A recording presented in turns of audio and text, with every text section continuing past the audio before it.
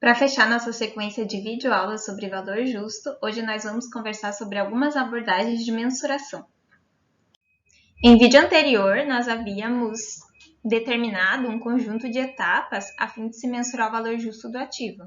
Nós vimos que quando o ativo possui preço em mercado ativo, esse preço não ajustado é a melhor indicação do valor justo. No entanto, nem todo o ativo ou grupo de ativos possui preço em mercado cotado. Nesse caso, nós precisamos buscar informações que sejam capazes de representar a expectativa do mercado com relação ao ativo e, com base nessas informações ou nesses inputs, identificar o valor justo do ativo por meio de técnicas que podem ser pautadas na teoria das finanças. E nós temos um conjunto de técnicas, na verdade, que podem ser usadas quando a gente está nessa condição de o ativo ou o grupo não possuir mercado cotado. As técnicas mais utilizadas, elas geralmente provêm dessas três abordagens: abordagem de mercado, abordagem de custo e abordagem de receita. E nesse vídeo a gente vai conversar de forma bastante introdutória sobre o que cada uma dessas três abordagens busca captar. É importante que se tenha em mente que a escolha da abordagem e das suas respectivas técnicas de avaliação vai depender das características do ativo e também da expectativa dos participantes do mercado com relação àquele ativo. Lembrando que o valor justo, ele sempre busca mensurar o valor do ativo com relação ao mercado, ou seja, ele é um valor de saída e não de entrada. Aqui a gente vai conversar um pouco sobre as principais abordagens, mercado, custo e receita. No entanto, seria bastante presunçoso querer trabalhar todas as técnicas e abordagens possíveis, porque esse é um assunto muito grande. Então, a gente vai ver aqui de forma mais introdutória e no futuro, quem quer se especializar e se aprofundar em valor justo, existe bastante campo, mas o profissional terá provavelmente que se especializar. Convém ressaltar que várias técnicas podem ser utilizadas e a gente, de fato, vai só fazer uma pincelada em algumas dentro de cada abordagem. Estudantes de ciências contábeis, eles precisam ter uma certa familiaridade, um certo entendimento de técnicas de finanças e valuation, que não à toa elas estão incluídas na maioria dos cursos de ciências contábeis no Brasil, assim como estatística e matemática, porque são temas que ajudam o estudante em problemas como estes da estimação do valor justo. Então, esse assunto valor justo, ele está bastante relacionado com a questão de finanças e com a questão do valuation de ativos. A abordagem de mercado visa estimar o valor justo de um ativo ou de um grupo com base em informações que provenham do mercado, como, por exemplo, preços e outras informações relevantes geradas por transações de mercado, envolvendo transações com ativos e passivos idênticos ou comparáveis. Ou seja, depois que eu identifiquei o meu objeto, aquilo que eu pretendo mensurar, esse objeto ele possui ativos e passivos que sejam idênticos. Caso não possua, há ativos que sejam possíveis de ser comparáveis para que eu possa fazer um benchmarking e conseguir estimar o valor justo com base na expectativa do mercado. Exemplos possíveis são cotações de outros ativos ou passivos em mercado ativo. Quando não há ativos idênticos, a gente busca por ativos comparáveis. Poderia ser o caso, por exemplo, de um título público sendo base para eu obter inputs e mensurar o valor justo de um título que não seja público, mas que tenha condições muito parecidas com o título público. Poderia ser um bom ponto de partida aqui. Quando nós não tivermos disponíveis preços de cotação para ativos idênticos ou comparáveis, é possível que a gente mensure o valor justo de um ativo usando como base múltiplos. Alguns exemplos de múltiplos podem ser EBITDA ou outros indicadores que indiquem um potencial de rentabilidade de um setor. Isso seria bem interessante de se aplicar, por exemplo, no caso de uma combinação de negócios. Digamos que uma empresa adquiriu um negócio, uma outra empresa, e esse negócio não possui preço cotado. A gente poderia buscar estimar o valor justo desse negócio com base em múltiplos que apresentem a rentabilidade de um setor ou a rentabilidade da atividade cujo negócio a gente está tentando estimar. E aí, por meio de uma técnica, a gente usa esses inputs a fim de determinar o valor justo desse negócio. A mensuração pela abordagem de custo se baseia no montante que seria requerido para repor a capacidade de serviço de um ativo e, por isso mesmo, é frequentemente chamado de custo corrente de reposição. O uso dessa abordagem pressupõe que o comprador não pagaria mais por um ativo do que o montante pelo qual ele poderia substituir a capacidade de serviço do ativo. Casos de aplicação da abordagem de custo, por exemplo, vamos imaginar um navio cruzeiro que foi construído sobre encomenda. Foi um navio cruzeiro bastante específico e ele está recém-terminado, recém-pronto, não foi utilizado ainda, ele está novo em folha. E precisa-se estimar o valor justo desse navio cruzeiro, que por ser muito específico, é difícil encontrar outros navios de forma que seus valores sejam comparáveis. Sem falar que navios podem estar já em funcionamento, ou seja, sujeitos à depreciação, coisa que esse navio cruzeiro recém-construído não está. Nesse caso, a abordagem de custo pode ser uma abordagem interessante para ser aplicada a essa situação. Pela abordagem de custo, o valor justo reflete o valor corrente do montante necessário para substituir a capacidade do serviço do ativo. Ou seja, é uma ideia de custo de reposição. Qual seria o custo de reposição desse navio cruzeiro, por exemplo? Também é uma abordagem que pode ser utilizada para construções gerais recém-acabadas, prédios e ativos desta categoria. Por fim, a abordagem de receita usa técnicas de avaliação para converter montantes futuros, ou seja, fluxos de caixa ou ganhos esperados futuros, a valor presente. E essa mensuração, ela tem como base as expectativas correntes do mercado sobre os valores futuros, ou seja, sobre os benefícios econômicos que o ativo ou o grupo de ativos em questão tem capacidade de gerar na perspectiva destes participantes.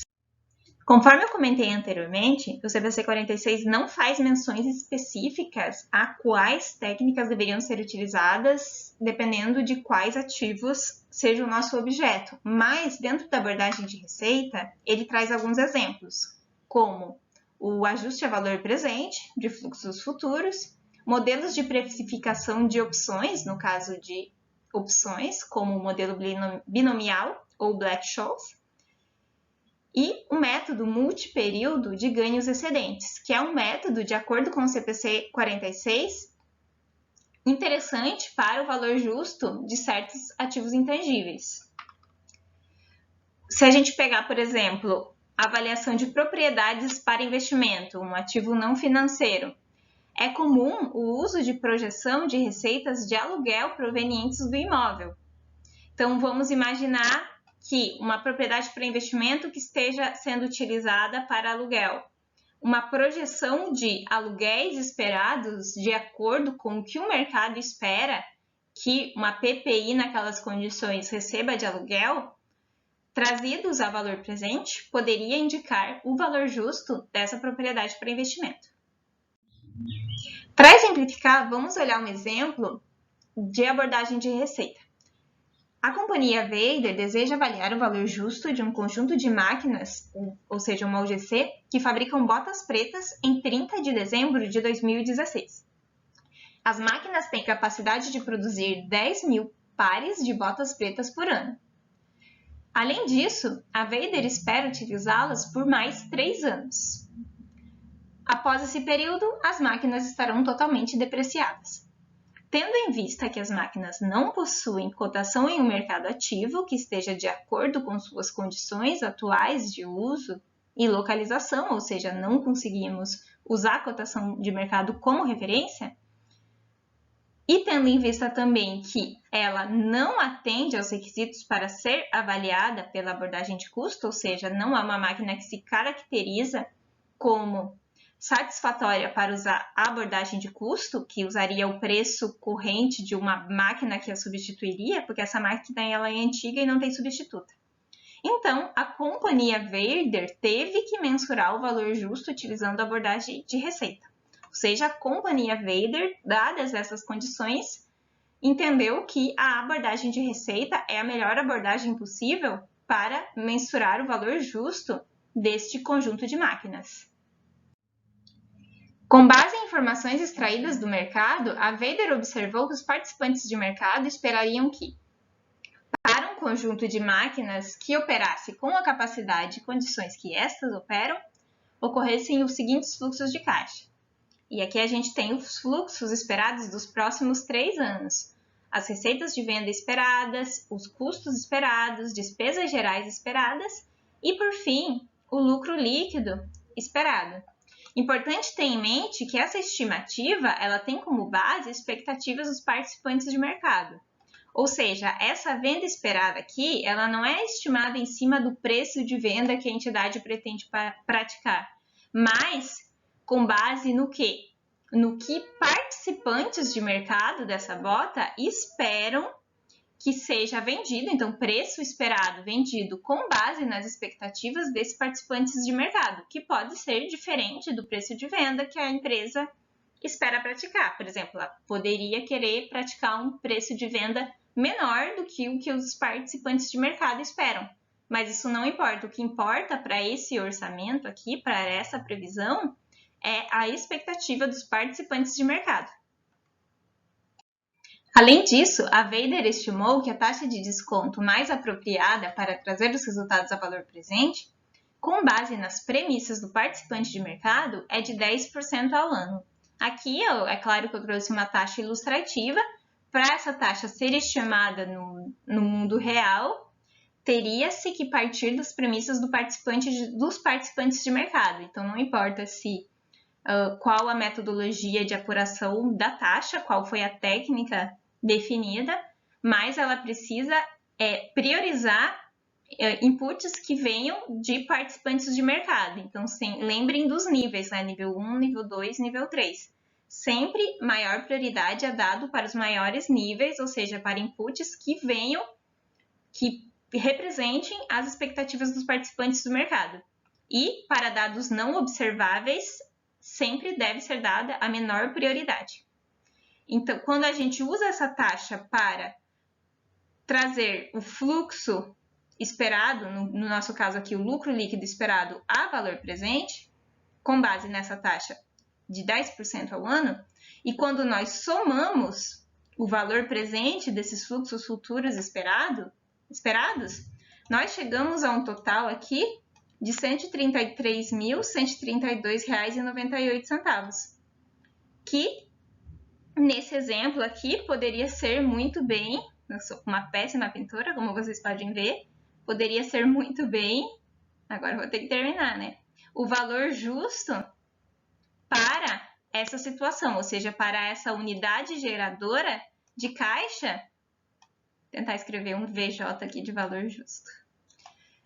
Então, R$ 133.132,98 poderia, nesse cenário aqui, ser o valor justo dessa unidade geradora de caixa, que é esse conjunto de máquinas que fabrica essas botas aqui. E ele foi estimado por meio de uma técnica de ajuste a valor presente compatível com a abordagem de receita, ou seja, trazendo a valor presente fluxos de ganhos futuros esperados com a produção dessas botas, né? Ou seja, com o uso dessas máquinas, sempre levando em conta as premissas dos participantes de mercado.